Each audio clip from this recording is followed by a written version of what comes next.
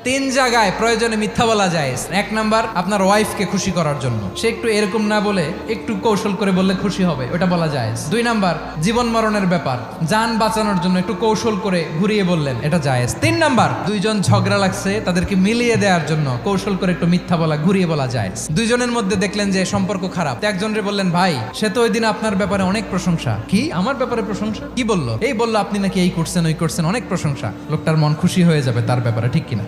আবার তার সাথে যার ঝগড়া, ওরে যে বলুন, ভাই ওই দিন তো সে আপনার অনেক অ্যাপ্রিসিয়েশন করলো, অনেক, সে তো অবাক, কি রে বলে কি? এই যে দুইজনের ব্যাপারে দুইজনের একটু ভালো ভালো কথা বলে দিচ্ছেন, একদিন দেখবেন রাস্তা দিয়ে হাঁটার সময় একে অপরকে সালাম দিয়ে ফেলছে, সালাম দিয়ে বুকে জড়ায় ধরছে, আছে না নাই?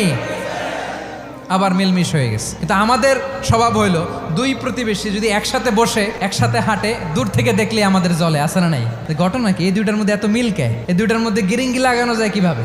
আল্লাহর কাছে তওবা করেন, এই মানসিকতার যেন আমরা না হয়, আমরা মিলিয়ে দিব।